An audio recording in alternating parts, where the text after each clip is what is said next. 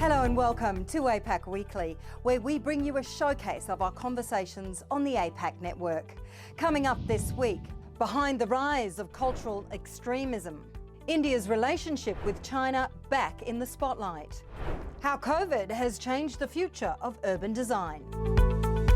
In an age where conspiracy theories abound, facts are routinely distorted and amplified, and distrust is becoming the default, there are distinct gaps in our knowledge about why this is happening. Curtin University is attempting to unravel this unsettling 21st century reality with the establishment of an extremism research network. The network's co-director, Dr. Ben Rich, is with us now. Ben, let's start with that, the premise of why cultural extremism is on the rise. What's driving it? Well, it's a complex question. I think what we're seeing is a sort of a confluence of factors, whether we look at widespread social alienation and the sort of mental health crisis that has really emerged since COVID-19. I think people are increasingly feeling very alienated and isolated from their societies, and in that kind of space, we can get these kind of malevolent actors that are, exploiting that towards their particular ends. We see this especially in the case of sort of far right and sort of conspiracy theory groups around that. We also have the sort of dominance of the digital in our lives now. So to sort of add an extra layer to that alienation, people can now go online and find, thriving communities that are based around these kind of conspiratorial ideas, and have those kind of alternative realities really reinforced and legitimated for them in a way that really wasn't possible a generation ago, when we had to sort of live much more in the material world. The salience of these ideas really got filtered out quite a lot more due to the sort of range of people and the sort of complexities of the societies you lived in. You had to deal with all sorts of different people with different views. But the internet has allowed for this kind of homogenization of ideas in which, creating spaces in which these ideas really aren't contested, are indeed reinforced and said to be, the accurate way of looking at the world. If we could talk more about COVID-19 and its place in this, with vaccines, lockdowns, violent protests, geopolitical upheaval and shifting messages from the authorities along the journey, it did become a hotbed for conspiracies. Did it tease out underlying tensions in the West, or was it the catalyst of a movement?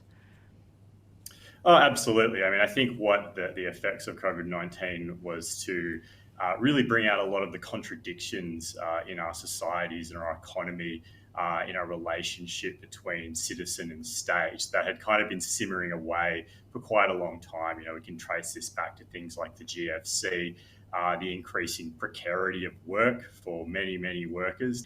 And so in that kind of space where that uncertainty has really come to the fore, you get a lot of groups who have had long-term agendas around things like ethno-nationalism, eco-fascism, seeing an opportunity to kind of step into the gap, to kind of push their agendas and point to the uncertainties of COVID-19 as a sort of illustrating, their particular viewpoints. You can't trust the government. The government's incompetent. And the basic sort of social contract is breaking down, and as a result, you need to look to these more extreme world views that offer really the only way out of that. From your team's work so far, what do you believe we should be most concerned about when it comes to extreme views? What we're really seeing is a rise of far-right, neo-reactionary sentiment that is much more chaotic than the kind of traditional sort of neo-Nazi stereotypes that we're used to. We use the term today salad bar ideologies, in which people who get involved in these kind of movements and sort of almost a zeitgeist, they're often not even an organized movement, but they're able to kind of pick and choose various aspects of ideological structures. So they might take a bit of ecology and eco-fascism, they might take a bit of extreme socialism and sort of social contract theory, and they kind of package it all into this weird amalgam that doesn't look like the kind of hierarchical ideologies of old, but at the same time allows for a much broader capture of potential individuals to be drawn into these kind of extremist thought patterns and potentially, further on down the line come to view violence as a legitimate means of redressing those grievances. Well, extremism does look different then. So what does history tell us about the rise of extremism? What fuels it and what are the likely outcomes? Well, I think we can understand from history that extremism emerges during times of great uncertainty and change. And I think we are going to be experiencing that, extensively over the next 10, 20, 30 years. We have a number of, factors in a sort of the global system at the moment that have really uprooted any sense of a sort of a normal life for many people. And I think particularly for young people, I sort of see this a lot with the students I teach and the young people coming up and this kind of sense of despair. I think the effects of climate change in terms of people movement, refugees, in terms of the stresses and strains on supply chains, I think is going to make our society feel a lot more chaotic and send a lot more people out there searching for meaning and increasingly looking in more and more extreme spaces, which will simultaneously be enabled by the growth of complex digital communities and pathways. And I think we're really going to be, for the foreseeable future, struggling to kind of try and keep up with all this complexity because it is an increasingly complex system. And I think the complexity will only grow exponentially. The India-China relationship is back in the spotlight after India accused China of a militarization of the Taiwan Strait and announced joint military exercises with the United States. The latest war of words triggered by a Chinese military ship docking at a Sri Lankan port. India correspondent Sarah Aslam joins us now. Sarah, why is this particular ship and the Sri Lankan port that it docked in so controversial? China's official stance is that the ship, which is named Yuan Wang 5, is actually a scientific research ship, and but India has its concerns that the vessel has military functions. It's also notable that China leases the Hambantota port in Sri Lanka's south from the Sri Lankan government, and hence the docking in August of this ship has prompted security fears in India all over again. About China flexing its muscles in terms of um, influencing the region is why this is being talked about.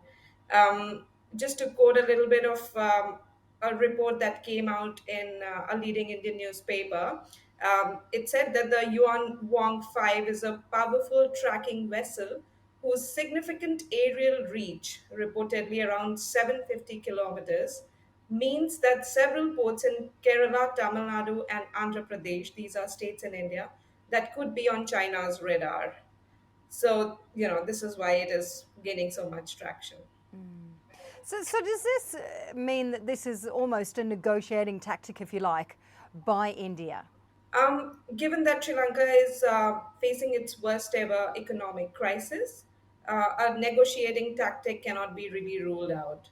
And given that 10% of Lanka's total foreign debt are loans from China, it's also notable how India has started lending about $3.8 billion from this year to help the island nation come out of the economic woes. So, it's sort of a gray area and we cannot really rule it out.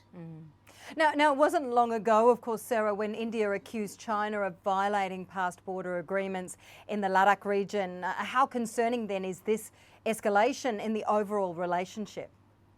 Sure.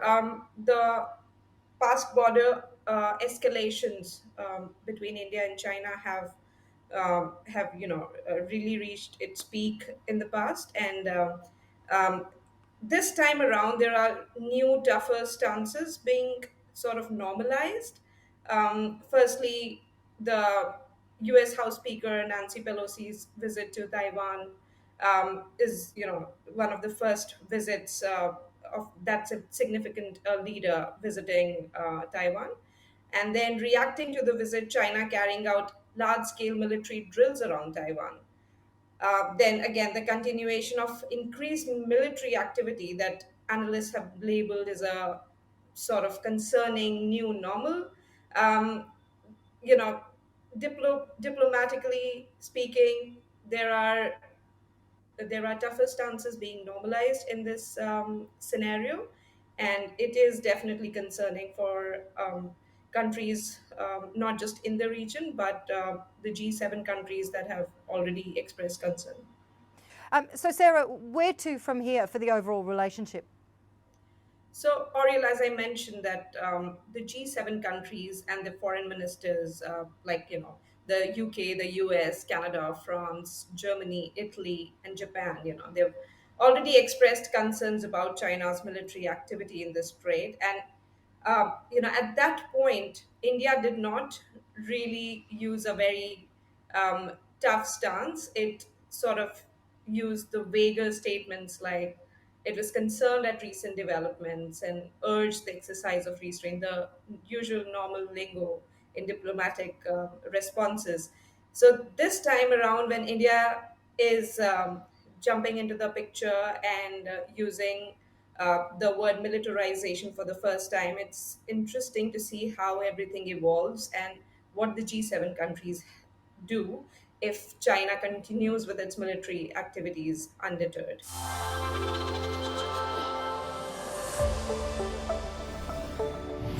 Over the past 2 decades, average life expectancy across the Asia-Pacific region has increased by almost 5 years. It's now just over 73, having been well below 70 years of age just 20 years ago. One common thread as to why is how emerging technologies are impacting healthcare in this part of the world. Dr. Stephanie Allen is partner and Deloitte Global Healthcare Leader, and she joins me now. Stephanie, thanks for joining us. A lot has happened in just a couple of decades. What have been the primary drivers behind the significant shift in life expectancy? Well, when you look at life expectancy, technology has certainly played a role, but so have also the social determinants of health. And that means access to clean water, housing, employment, air quality, nutritious food, etc. And obviously that has also increased in the region, leading to greater life expectancy. What we're now seeing, though, is that a lot of the innovation that's coming through that is really bringing life expectancy and actually good years to life is actually being enabled through technology. Well, the work that you did on the extensive Future of Life Sciences and Healthcare in Asia-Pacific report was a very deep dive indeed. What were the key outcomes there? So we looked at a number of kind of big changes that were taking place in healthcare. And I guess the first thing that came through was that typically we don't really have healthcare systems. We have sickness systems. So systems that deal with people when they're unwell or they've got some level of chronic disease, or when they've been involved in some kind of catastrophic event like a car accident. One of the major shifts that we're seeing, particularly in this region, is a focus on wellness, both physical and mental wellness and well-being. And so actually for the first time ever, moving healthcare to focus on promoting and supporting our health rather than just dealing with people when they're sick. And that's a fundamental change that is absolutely taking hold across this region. Well, as I mentioned, we've seen that life expectancy has increased by almost 5 years over the past couple of decades. So what do you think is going to happen in 2050? Will we continue to live longer? Interestingly, we've just released a report from Deloitte Access Economics, and it would actually suggest not. So it would suggest that actually some of the children born today in this region are likely to die 5 years earlier than their parents. And that's because we're starting to see a deterioration in some of those social determinants of health. And one of those, of course, is climate change and air quality, pollution, and changes to our environment in this region. We're also starting to see through COVID, and I think this is actually a silver lining, that the disparity between people who live long and healthy lives and those that don't have access to services and don't is increasing. And so those vulnerable groups, whether they are indigenous populations or drug and alcohol dependent or simply just rural and remote communities, don't have the same life expectancy that we see in those metropolitan areas. And as I say, one of the silver linings of COVID is that it really shone a spotlight onto that. And now what we're starting to see is public health systems across the world really starting to address that gap. So there's something about life expectancy, but there's also something about making sure everybody gets equal access to a good, long quality of life. What about blockchain technology? How will that benefit consumers and health providers alike? Well, that's a really interesting one. So again, blockchain will be at the forefront and a pioneer in some of the big step changes that we'll see in this region. What we know from healthcare is that there is a significant amount of transactions and payments that happen every day. Even if you look here in Australia and you look at our Medicare reimbursement levels, there is a number of payment mechanisms. What blockchain enables us to do is to do that in a very secure and real-time way. And why this is so transformational is because a lot of new players are coming into healthcare. So as we move from a sickness system to a well-being system, we're starting to see retail companies come into healthcare, transport companies coming into healthcare, nutrition companies, and certainly consumer spend in healthcare. And so blockchain will enable us to bring all of that together in a secure way around a single digital identity and for enable those transactions to take place in a much more complex marketplace that enables the consumer to choose the services that they want. So I'm really excited about blockchain. I think it is going to absolutely transform healthcare in this region. Well, let's talk about medical tourism, because that was very popular across Asia Pacific before the pandemic. Trips to Thailand or Malaysia, for example, for certain procedures that were less expensive. Is that likely to come into play again going forward? Yes, and I think also extend. So again, one of the things that we've learned through COVID is we shouldn't just be restricted to the healthcare within our own countries. So as we've moved to virtual healthcare delivery, both in terms of diagnosis and treatment, we can actually access that from anywhere in the world. So you and I could go and get a second opinion from the Mayo Clinic tomorrow for a condition that our Australian GP has told us we may or may not have. And so when I think about medical tourism, of course medical tourism is going to continue, but rather than it just being the cosmetic procedures or even the elective procedures, I think you'll start seeing a global marketplace of all healthcare services. Again, I would be really excited in this region that we have an incredible history of very high quality medical tourism, and that will only increase.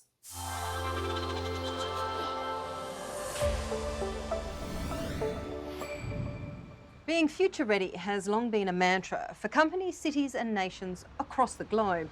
But the pandemic has really exposed those that can walk the walk, those that cannot, and those, most importantly, that at the very least have the capacity and willingness to change. Greg Van, Director of Ethos Urban, joins us now to discuss how and why adaptability is a crucial ingredient to the Future Planners Toolkit. Greg, welcome. Thanks for joining us today. Pleasure to be with you, Warrell.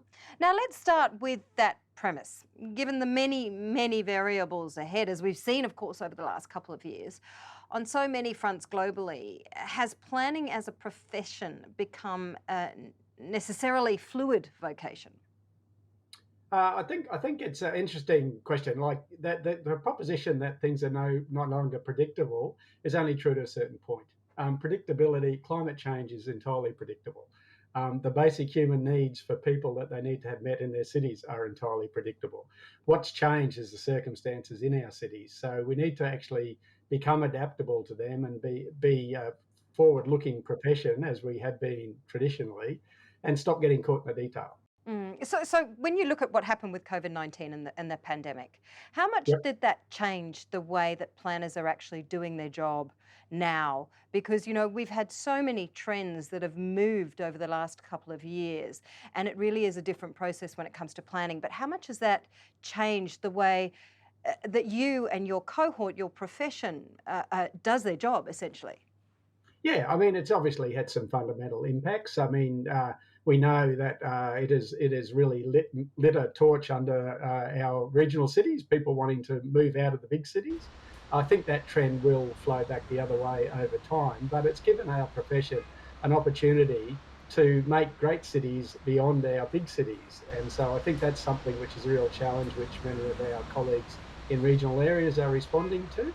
I think it's also, like I've been saying for a while, local is the new black. We've all been confined to our 5K or whatever it is, and it's really allowed people to understand the value of their local community and the importance of local connections, local business, and so on. So that's a new focus, I think, which is a really positive thing for our cities. So how much change has to happen? Because we've got the UN talking about more than half of the world's population will be living in cities by 2030. That's obviously a significant number of people. Are our cities really ready for that? I think there are, but Australian cities particularly are at a good stage of readiness, but there are challenges. Our biggest challenge, I think, is infrastructure. The population growth, and I think the opportunity for the pandemic has been a bit of an opportunity to play catch-up football. To actually invest in some infrastructure that we can catch up with the rapid growth as the city's immigration wasn't happening. But I think the other big challenge that we've got, and the pandemic has really showed this up, is we've done a pretty good job in Australian cities and many Western cities about making our city centres and our inner cities great places to live. They've been recolonised and become very exclusive, which is a separate issue. But our suburbs, I think what this has really pointed up is that our suburbs in the last 50 or 70 years, we've lost our way a little bit. We went a bit crazy with car-based, low density, sprawling suburbs. And we realise they have limitations in terms of meeting human needs and efficient economies. So reimagining our suburbs is one of our really big challenges, or I would say opportunities as a profession. And I think we're starting to understand that as an important focus for our future. So I think that's one of the big things that's coming out of COVID. So are you talking about things like urban greening, if you like, or the concept of 10 to 15-minute cities, that sort of thing, really bringing the community together in local spots? Exactly. Yep. Urban greening is crucial. That's why I said at the beginning, some of the things are entirely predictable. What makes us happy as a species are human connections, a sense of purpose. We're doing something we're contributing to that's bigger than ourselves. But relationships are such a vital part of what makes us happy, and nature is a big part of what makes us happy. So designing the opportunities for that back into our suburbs is a key piece to make our suburbs work best for us. And that's something that's certainly the focus. So let me ask you a slightly broader question here, Greg. When you look at the planning of the cities for the future, and we're talking about these sort of almost localised suburbs and hotspots and, 10 to 15-minute cities, that sort of concept, do we have an obligation to try and bring people back into the city centres, given the move away, the work from home trend, all of those sort of things that's happened during COVID? Do we need to focus on improving our cities when it comes to things like urban greening and sustainability to bring people back? Absolutely. I mean, I think we do whatever we can to support our city centres, but they will change. Like the death of our city centres has been a bit overhyped. Cities have been around for thousands of years. They're a very resilient thing. They're mankind's greatest invention. But we need to help our city centres find their post-COVID role. And I think that'll mean more people living downtown, more people opportunities to work and live in one place, but making our cities greener, more attractive, genuine choices in housing, genuine choices in how we get around. They're the sort of keys to our city centre, but they're also the key to our suburban areas. Mm-hmm. So Greg, if I asked you a big question here, what are our cities going to look like in 20 or 30 years' time? Well, I think the first question is, this is not a case of predict and provide. This is a case of choosing the future we want and then aspiring, putting programs in place to achieve that. So I would say they will be more varied in terms of their housing. They'll be more varied in terms of the transport choices, so that you can live a car-free or a car-light diet if you want, but they'll be greener. So we'll be seeing buildings which are green, as in they have green all over them. They have plants growing on them. But we'll see more street trees. We'll see more opportunities for streets to become a place where people meet and greet once again rather than rush through. So I think some of those key things will be fundamental. And those things all come together to actually help us change to the knowledge economy, which is our big growth and opportunity in the Western world. We've learnt the limits of globalisation through the pandemic. That's another big change, is that we realise that we have to make more things locally, that we have to be more self-sufficient. And that's a good thing too. So we'll see some changes in manufacturing. Industry's had a major boom for that very reason. So I think that cities will be greener. They'll be more mixed in their densities and housing. There'll be more choices in transport. And those things will really serve us well as a species to make them great places to live. Thank you for joining us on APAC Weekly. To stay across the important conversation shaping our future, visit us at apacnetwork.com.